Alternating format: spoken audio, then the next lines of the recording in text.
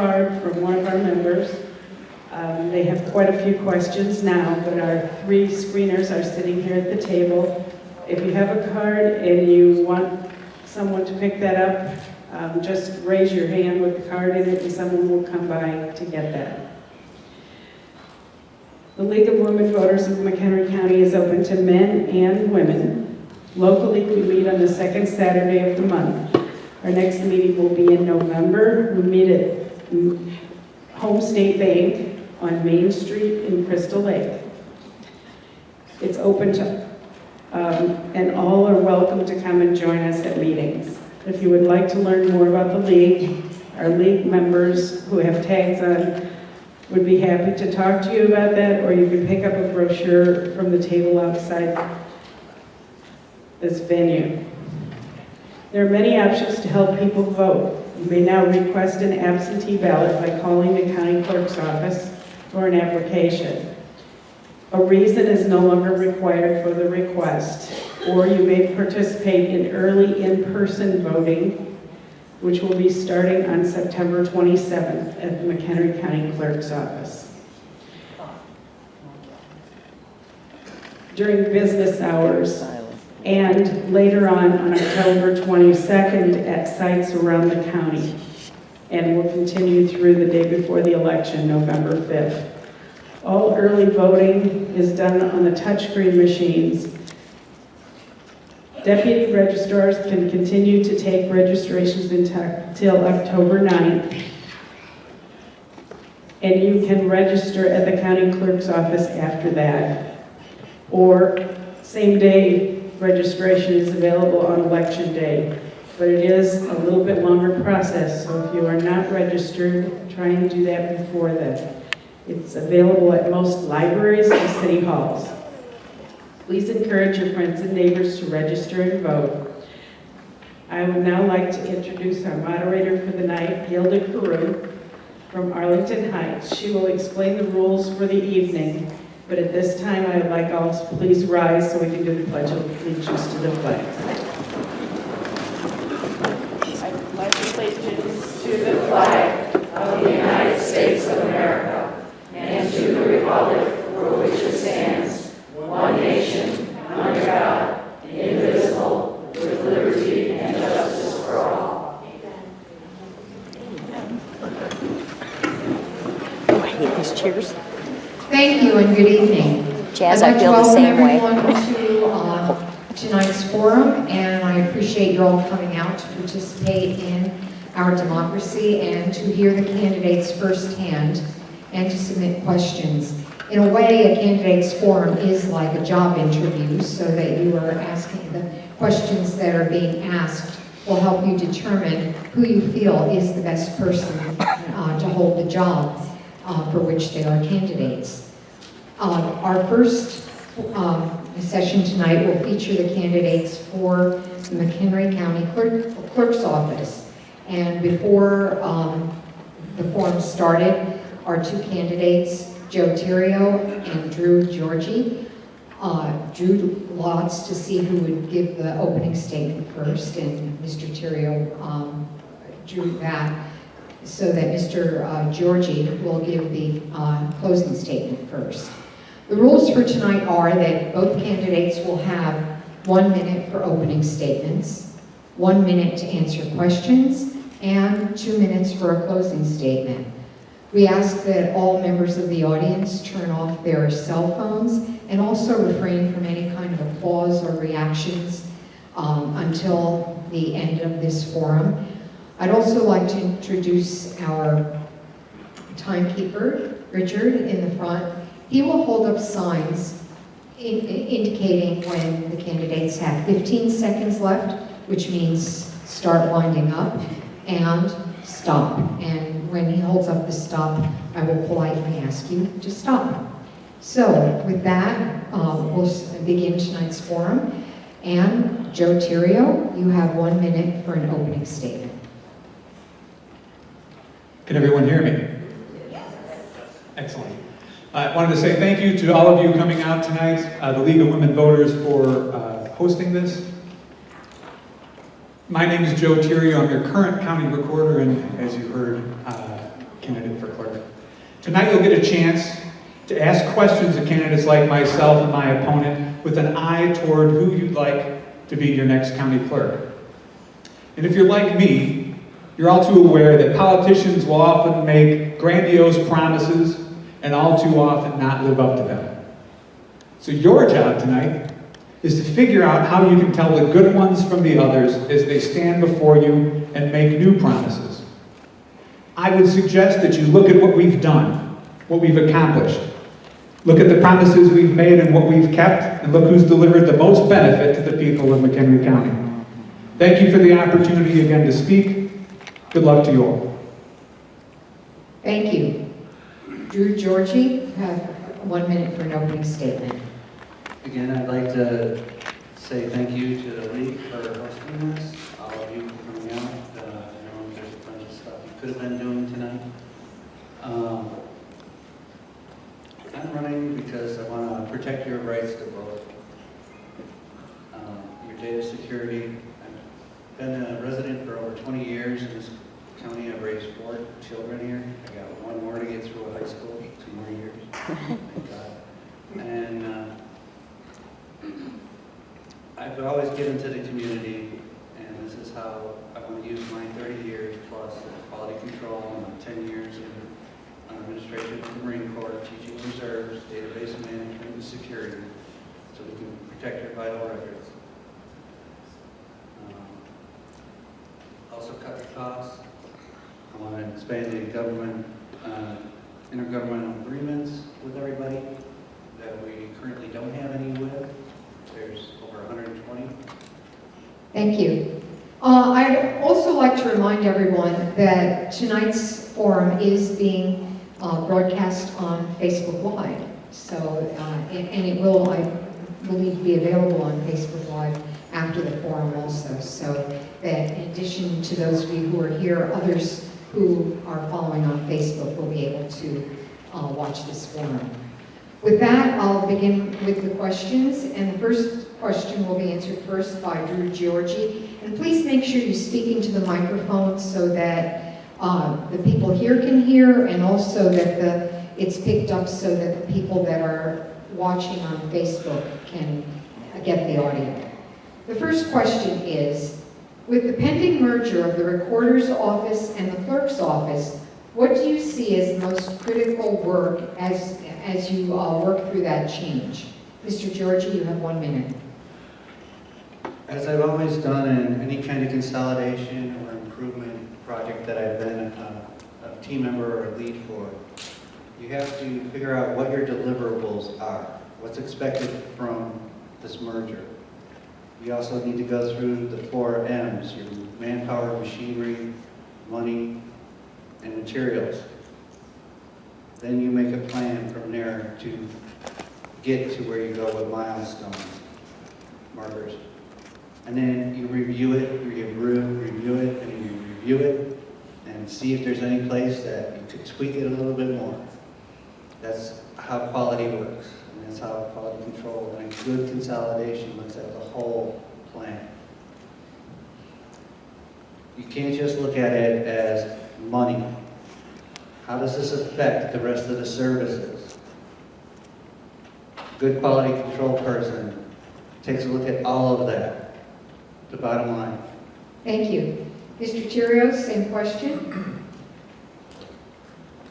So to my eye, the most important thing is that you start by doing no harm. You protect the critical services that are being delivered every day, and you do nothing to impede their future delivery. That's first. I think the other part of it is to bring more people on board. This shouldn't be a dictatorship. This should be a partnership. And I think it's important to get everybody involved, share the vision with them, share what the goals are, share the plan, and encourage them to participate in that plan to the greatest degree that they can. Ultimately, we want something better when we're done. So, starting with making sure we do no harm, having an excellent plan, executing that plan crisply, and delivering services in a better way when you're done. Thank you. The second question will be answered first by Mr. Tirio. The question is, what will you do with the $2.5 million in the automation funds that have been raised for the recorder's office? So that money by statute must be used by the recorder's office for the creation, maintenance, and operation of an automated land records management system. So in simple terms, that's what I'm going to do. When I look at the not too distant future, we've got an opportunity to do a little more in terms of security. I think as an integrated clerk recorder, we have even greater opportunities to apply some of these technologies across both offices, and I believe potentially even make it so that it affects the entire county unit of government. So a good part of that is going to go towards that. Another piece of it is going to pay for the day-to-day operations. Thanks. Thank you. Mr. Georgi, same question. Whoever gets this office will not only control that fund, there's also a clerk's automation fund too.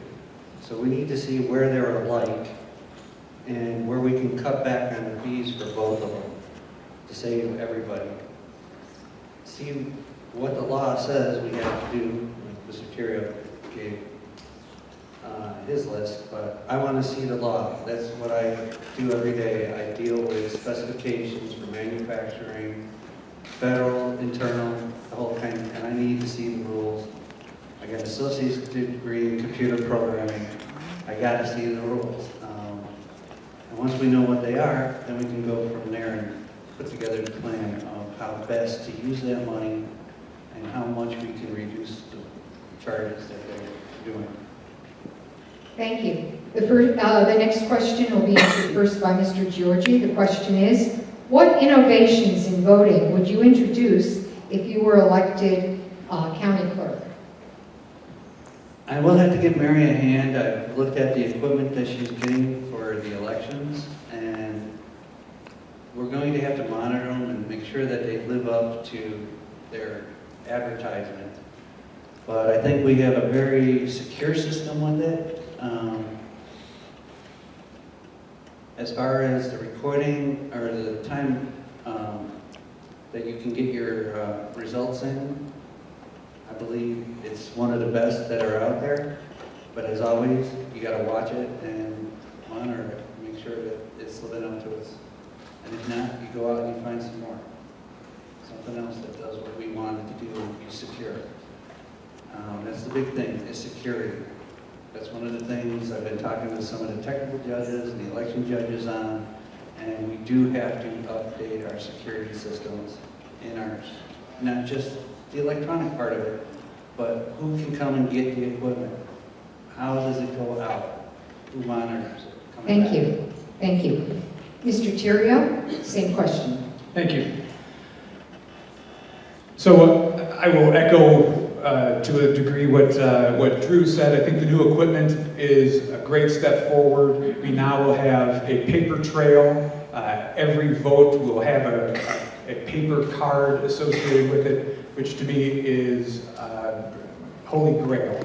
We need to be able to go back and audit that. In terms of innovation, rather, I'm proposing something we're calling the Civic Champions Program. And that is where we're going to reach out to businesses and encourage them to participate to a greater degree in the election process, starting with allowing us to use their formal and informal communications to spread the word about elections, and going up to as far as being contingency election sites or actual regular election sites. And I look forward to partnering with them when I'm elected. Thank you. The next question will be answered first by Mr. Tirio. The question is, if you win, what will the first 2 days in office look like, and what will be different after your first year in the position? Mr. Tirio, 1 minute. Certainly. Well, it would be very similar to when I came in the recorder's office, and that started with meeting with all the staff, understanding who they were, understanding what they did, understanding the skills that they had and how they contributed to the overall operation. I think it's very important that you build a strong, productive work culture, and I think that begins with getting to know these people and breaking down any barriers that might exist that prevent effective communication in both directions. At the end of the year, what I would like to think that they'd find is a more operationally excellent clerk's office with a greater emphasis on documentation, security, and teamwork. Thank you. Thank you. Mr. Georgi, same question.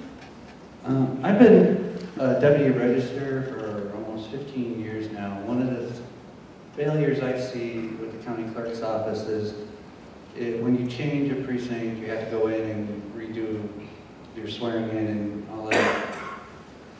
It's specialized. I've gone in and I've been told, oh, so-and-so's out on vacation, we can't take care of that.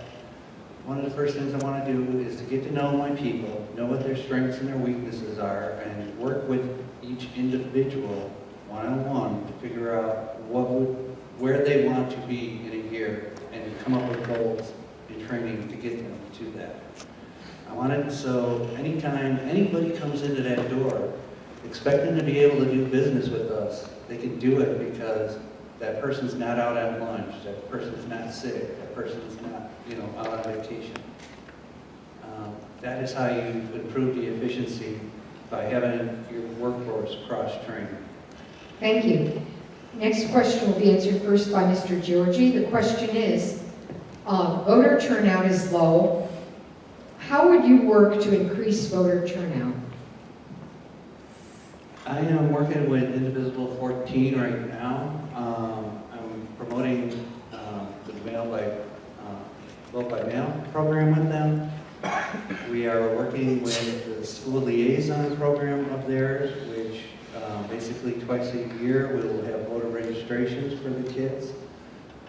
We're trying to work with them also to come up with requirements for their civics requirement that's now new. One of my ideas is that we would be letting these kids come in and be our tech judges and other helpers, just like our other clerk used to do. Poll watchers, helpers, and get them their credits for their classes. I also would like to see us be the pilot program for an all vote at home mail program, just like they do out west, depending on which demographic. Thank you. Mr. Tirio, same question. Certainly. Voter turnout is a problem, and when you look at it as simply a numerator over denominator, I don't think that tells you the whole story. If you look at who's registered to vote in McHenry County right now, we have, and I'm shooting from the hip a little bit, but I'm generally in the ballpark, 275 people over the age of 100 registered to vote. So the census tells us that we should have about 70, given the rest of the nation's population distribution. So I think we need to straighten out our roles. But even more important than the number of people that show up, I think we really need to do more about getting, how shall I say, higher quality voters. We need to do better education. I think the Civic Champions program will help spread the word and help people understand why it's important and what's at stake, and look forward to implementing that if that's possible. Thank you. Thank you. The next question will be answered first by Mr. Tirio, and it's somewhat related to the previous question. The question is, how will you work to educate voters about elections and the process of running for office? I think I have a vision of a point in time where when you go to the clerk's website and you're a hopeful candidate, that there is like a checklist that you can sort of go through. Here are the things, here's the paperwork you're going to need, here are the dates you're going to need to do it. A simplified version of the election calendar that the State Board of Election provides. But to the voter, I see just a richer experience. If you're interested in voting, here's when the elections are happening, here are the places. Here are the candidates for the different roles. Click on them. Here's all their contact information. Here's other information about them. But I think we need to grow better voters in addition to more voters. Thanks. Thank you. Mr. Georgi, same question? Well, basically, educating the kids like the programs that we just talked about in my last answer.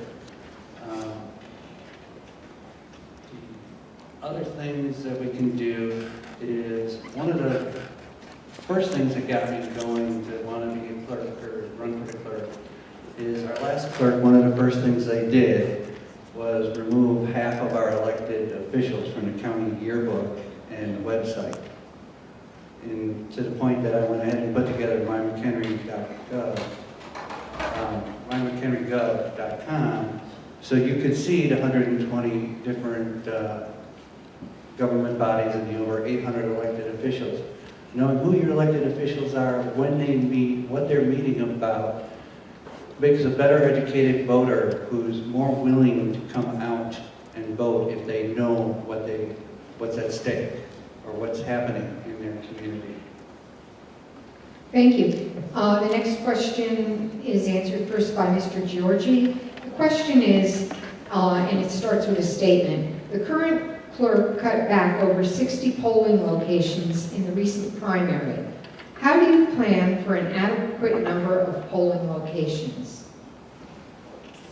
Earlier I mentioned that you don't just do a consolidation because you want to save the money. That's exactly what happened in our primary. As somebody that's done consolidation, and I'm very proud of one of the particular projects I was on, and I was the leader of, you look at the whole picture. How many people, how many voters normally turn out for each of these precincts that you want to stuff together? What's the parking like? What's the room size like? You have to look at the whole picture and then decide how you're going to distribute it out. I don't think we did that this last time. I think there needs to be, and that's another thing, our governor went ahead and said that we can get rid of election boards. Election boards are great because they can do a lot of the groundwork for you and monitor what's going on. So I would like to bring them back. Thank you. Mr. Tirio, same question? Certainly. So I disagree strongly with Drew on his statement about election boards. We have a county board. That's our election board. It's in the statute. I think there was a problem with the polling locations. I'm the fellow who looked up the statute, brought it to the county board, the state's attorney, the current clerk, the chairman of the board, and encouraged them to follow the statute and have the county board validate those changes, and eventually they did. But I think what we need to do is go back to look at some of those old locations. My wife actually called all of the places that were taken off the list to see if they had been asked to be removed, and the schools in fact had. But the other places like fire departments and other municipal buildings hadn't, and in fact were disappointed that they had been taken off the list. So I think we need to get together with the county board, they're your local representatives, and have them forge a path forward. Thanks. The next question will be answered first by Joe Tirio, and the question is, are you already eligible for another publicly funded pension from any level of government? And will you take the county pension if you are elected? Why or why not? So to start with, I'm not eligible for any publicly held pension, publicly paid pension. And I have not and will not take the IMRF pension from the county. I believe, first off, for anyone who's in the pension system now, we should honor those obligations without question. But for the next new employee, they should not be put on the defined benefit pension that we have today. We simply can't afford it. Our state is so underwater and so broke, and such a big part of it is these pensions.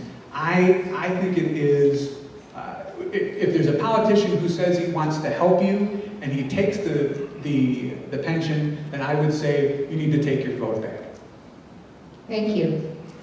Georgi, same question. The only places I could have would have been the Marine Corps, which I only did 10 years, and I only did 4 years as a village trustee that didn't qualify.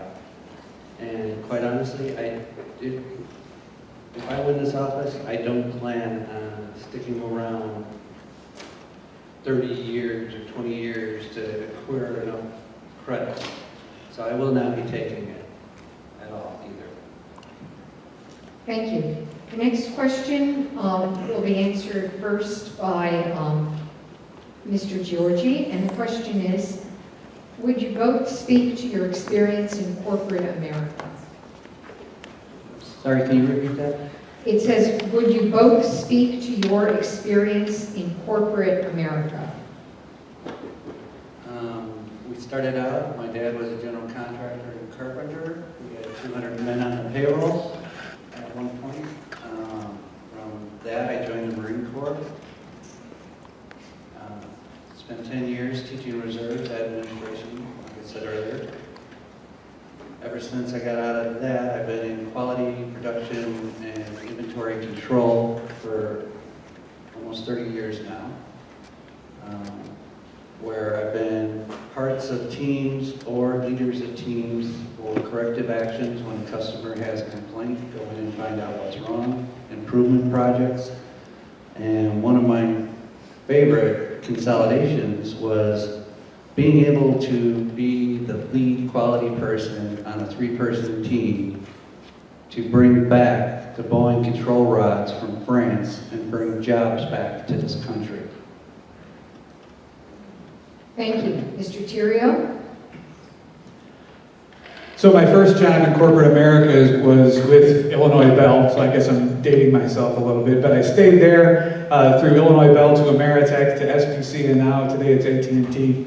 While there, I was critical infrastructure team lead for Y2K remediation. I was a core team member for the merger between SPC and Ameritech, which was at the time one of the largest mergers in U.S. history. I was part of the National Security Emergency Preparedness Team, where I was one of 30 people tasked with 24-hour readiness to restore service to our infrastructure in the case of severe calamity, weather tragedy, and that sort of thing. Left there as a technical director in IT, went to work for Abbott Labs as an HR director, worked at Hewitt Associates and Aon Hewitt as a client manager, and I'm out of time. Thanks. The next question will be answered first by Joe Tirio. This is a rather lengthy question and also relates to another question that we have. The question is, now that there is no recorder's office since it will be eliminated, how, if elected, will you address the combined office? Will there be a co-clerk recorder? And how will you deal with staff issues with the clerk's office being union and recorder's staff non-union? That's a big question. It's a lot of questions in one.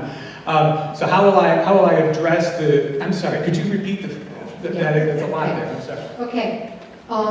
There's no recorder's office. So, if elected, how will you address the combined office? Do you propose perhaps having a co-clerk or a co-clerk recorder? And how will you deal with staff issues with the clerk's office being unionized and the recorder's staff being non-union? So from the first moments that I declared I was going to run for recorder, the minimal vision I had was the elimination of one elected official. And so I see, at least in the earliest stages, having one elected official in 2 departments, completely separate from one another. And then as we get to work a little bit more closely, with the clerk's office, we may find opportunities to integrate. That could be some years from now. At that point, the question of whether they're unionized or not unionized and what's in the collective bargaining agreement, we'll have to look at that because I don't know that that's been settled at this point. So we'll have to wait and see on some of that. Thank you. Georgi, same question. Well, like I said earlier, we will be looking at what our deliverables will have to be for both places. We're also going to have to go through the laws and see who can do what legally between the two offices. And I would love to have everybody cross-trained between the two jobs, again, to improve the efficiency so we can always have somebody to be able to do the job no matter what happens. As far as the union, again, we're going to have to look at what the laws say and what their deals are and what the workers themselves want. If they want to be in a union, of course, I grew up in a union. I think next to my Marine Corps training, they're the toughest and best training I've ever had. But that's personal preference. And I will leave it up to the workers to figure out, do they want to be a union or not? Thank you. The next question will be answered first by Mr. Georgi. And again, it's rather long and it starts with a statement. It is as follows. It is difficult to find out who is running for office in local elections in a timely manner. One must contact school districts, city halls, the college, etc. Would you consider asking for this information and making it available to residents in one place? Mr. Georgi? Part of the county clerk's job is to oversee all elections and what we call the non-form too of all your elected officials. So we know who is elected. We know who's turning in these forms because you also have to do it as a candidate. So we are the first place to see all of this. So we should be putting this up on the website along with all the other missing information that they took down. Thank you. Mr. Tirio? Certainly, this goes to an earlier statement I made. It's interesting when you look at other counties and you look at their website, you can more easily navigate and find the information you're looking for. And I'm here to tell you that all that information that the questioner asked for, I believe, is available on the website. It's just terribly hard to find. So we have to do some work in terms of what they call in the computer world user experience and have a more functional path for people to use to get to that information. So it's not such a game of hide and seek. Thank you. The next question will be answered first by Joe Tirio. And the question is, would you ever implement a policy restricting who can vote or obtain a marriage license? And the questionnaire says, for example, homosexuals. So I love this question. I have friends and family who are gay, and if they want to live with someone for the rest of their lives, then God love them. You know, if you're lucky enough to find someone who loves you that much that they're willing to commit to you for a lifetime, I think that's wonderful. I don't think there's any reason we should prevent anyone from voting unless they're not a citizen or not properly registered. So I encourage people to get married. I'm very happily married, and I think more people should do it. And if we had more happy people, maybe the world would just be a better place in general. Thank you. Mr. Georgi?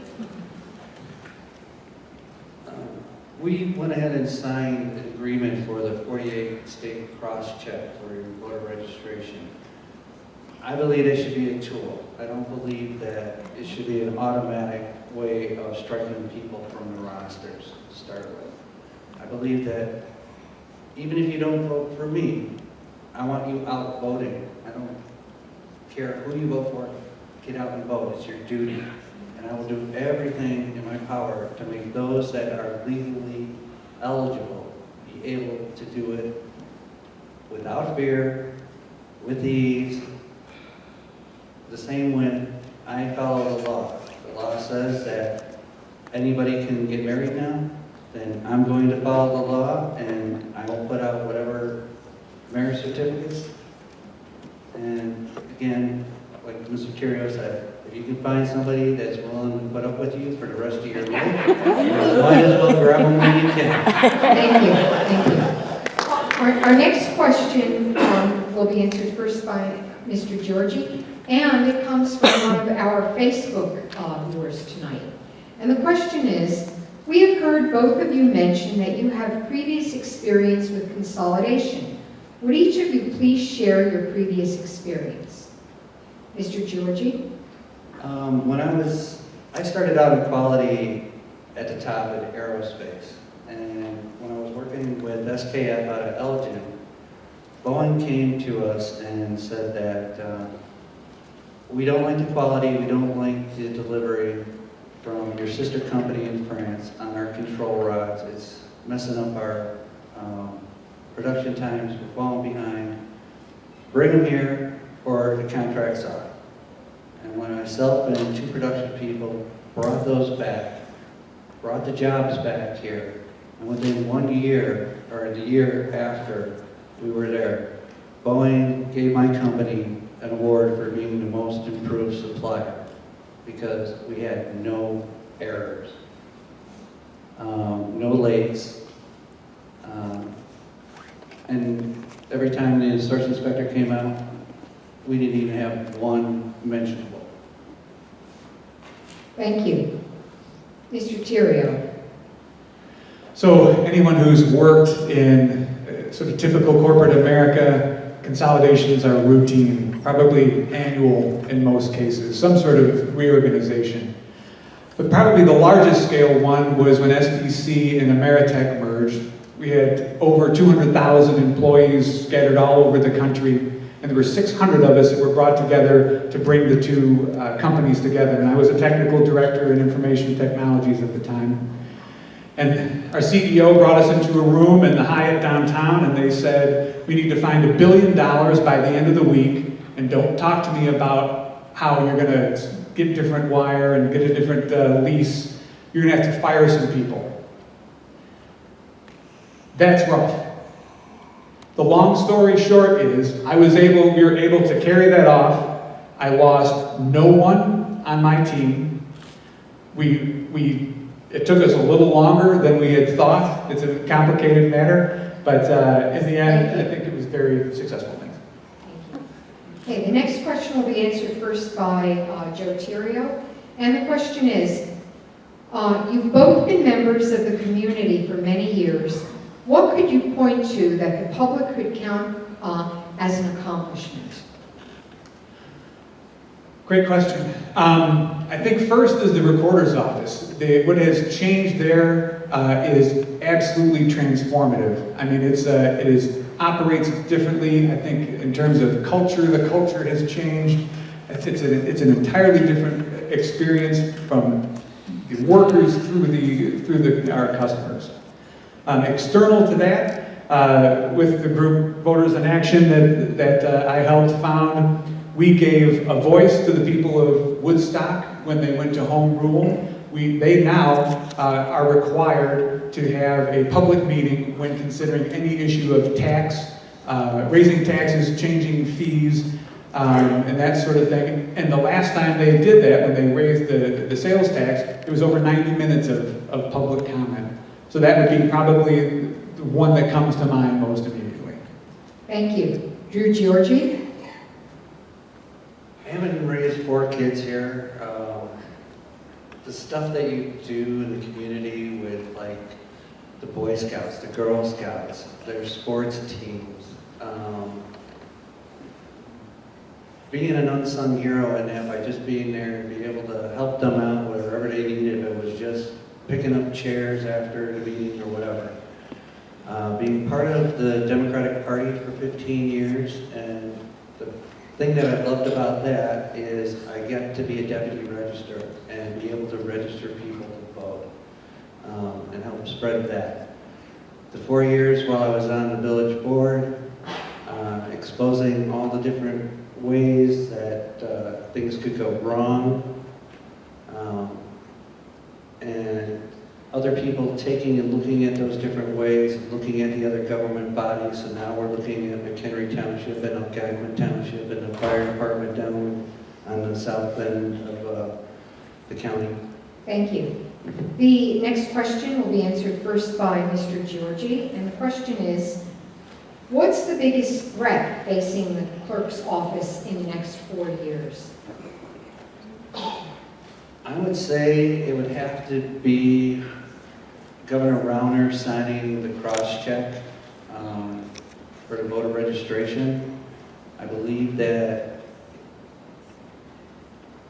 first of all, we have 102 counties in here, in this state, and every clerk is the final word on the voter registration. The state will not automatically use this list and cross you off.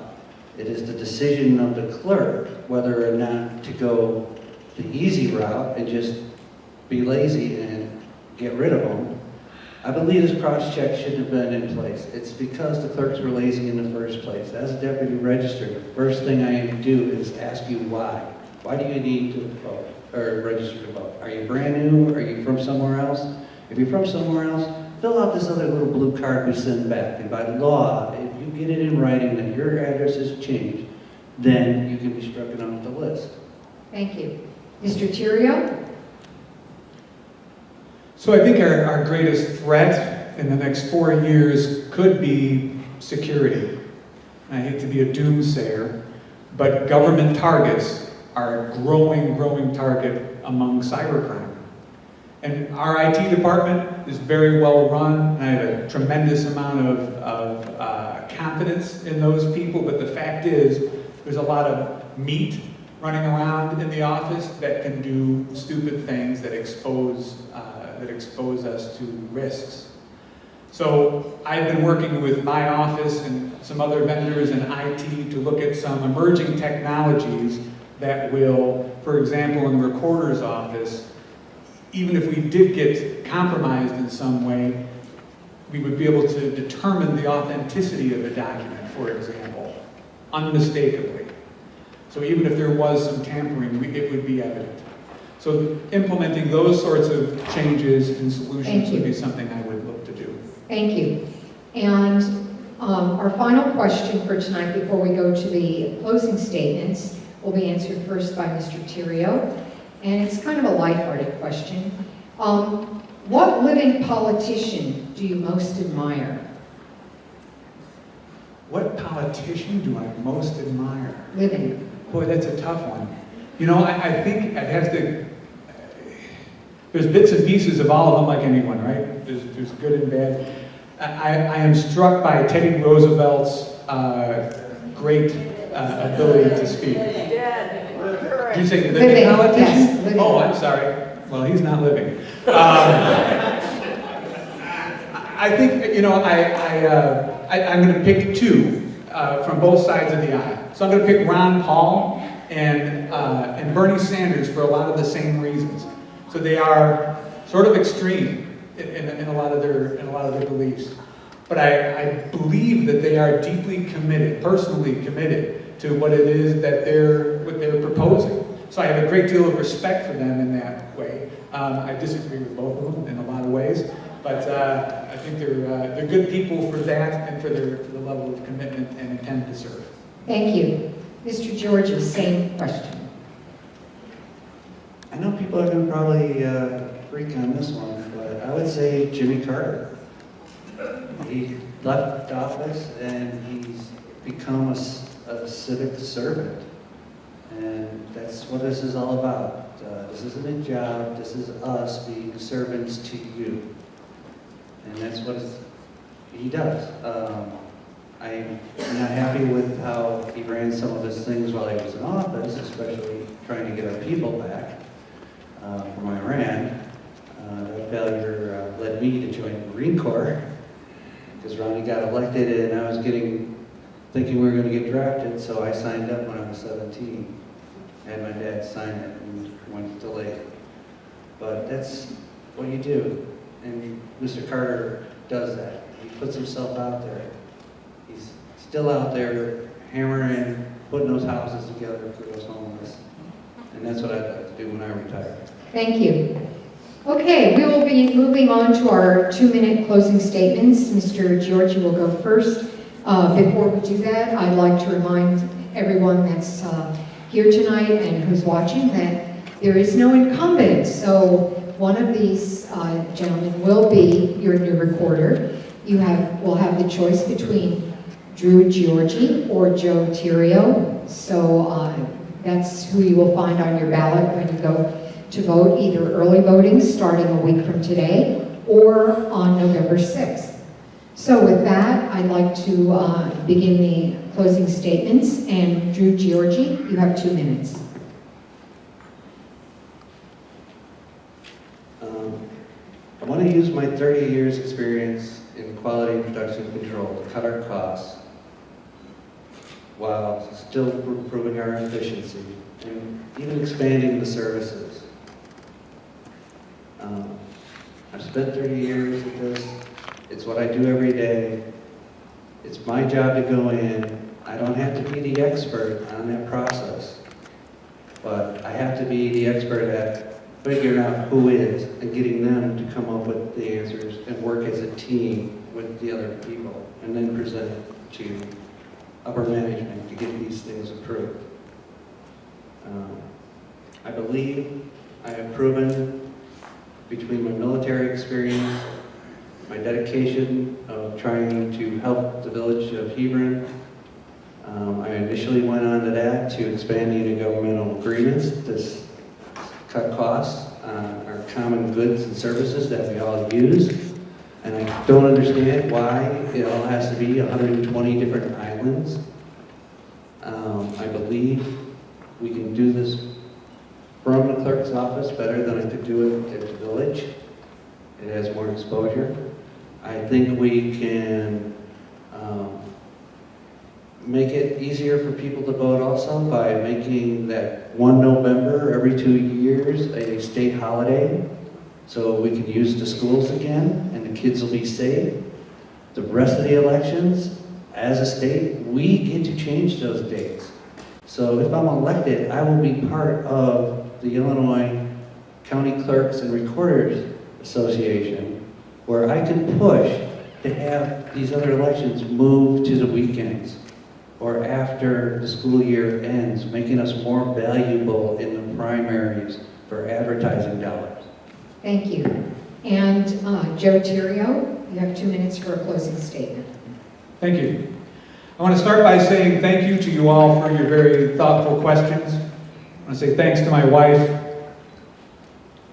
for her support, through all this. It's been a particularly challenging couple of years for us. And thanks to the Recorder's Office team for joining me on this journey and their commitment to our vision. Tonight you've had an opportunity to see us in action, to hear our stories, and examine our behavior.